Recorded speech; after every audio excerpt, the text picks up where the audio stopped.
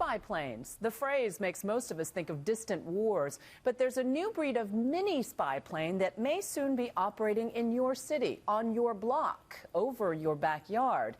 These tiny flying robots are equipped to take photos and video, and it might not be long before they're a fact of daily life. The question is, what and who are they watching? Here's ABC's Jim Avila. It's an engineering marvel, a pocket-sized hummingbird drone that can hover, do a flip, and transmit everything it sees and hears from a camera microphone in its throat. This micro spy plane is the smallest of an entire new industry of domestic spy planes, soon available to anybody willing to pay, from the news media to law enforcement to the weather service, and yes, even realtors. Hey, this is Ed Kaminsky from... Drones, once our unmanned heroes in war zones, are now in the hands of real estate agents. 4,500 square feet, priced under $2 million. For Ed Kaminsky, a realtor in Southern California, it's called a multi-copter, and it's his latest weapon for attracting wannabe buyers to multi-million-dollar properties like this one. And this really is the piece I want to capture first as we come over the roof line, because you just can't capture a courtyard with still photography. So if we could roll through here with a camera, right up top, roll in, and then out the backyard, it's going to give the best perspective of what this home is really about. Kaminsky says for those who can't come to an open house, it's almost like being there. There's a lot of foreign buyers today coming into the United States purchasing real estate, especially high-end real estate.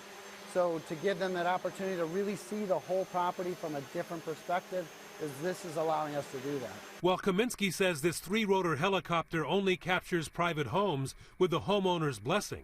Its potential to see without being seen has some worried about privacy issues. Right now, there are basically no rules that restrict, from a privacy point of view, how these things can be used. What we don't want to see is them being used all the time for mass surveillance for no particular purpose. The media is already using drones. The daily and internet news site calls theirs the Daily Drone. The extent of the damage is even more shocking. And among the most eager to fly domestic drones are America's police departments. 2239, I'll be in the area on paper. Mesa County, Colorado Sheriff's Deputy Derek Johnson has a rare secret weapon in his patrol car, and when the call comes to unleash it, I try to stop whatever I'm doing as fast as possible and go and deploy this little guy. It's a three-rotor, 10-pound infrared camera-carrying helicopter drone that takes just moments from carrying case to flight.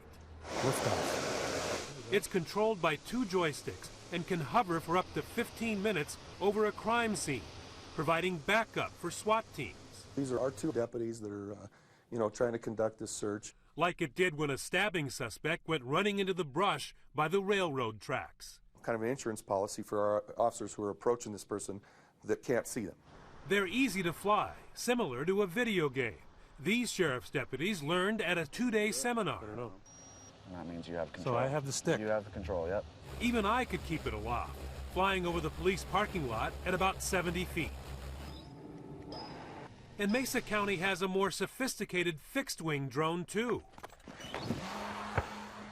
These are the closest cousins to terrorism-fighting robot heroes of Afghanistan and Iraq, the silent predators of Mideast skies, now launching a new American aerial assault at the hands of domestic law enforcement. It's a tool for us that gives us this eye in the sky without having to pay our time for a helicopter or a fixed-wing plane.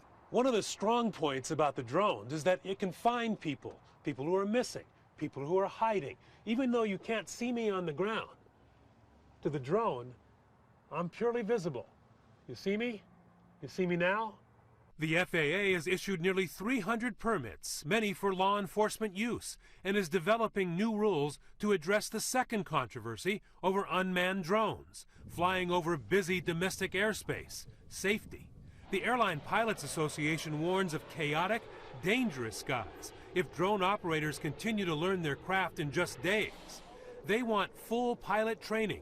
Without that, there's a potential to have a drone run into an airplane, making the new domestic drones as unintentionally dangerous to Americans and their privacy as they are intentionally lethal to terrorists overseas.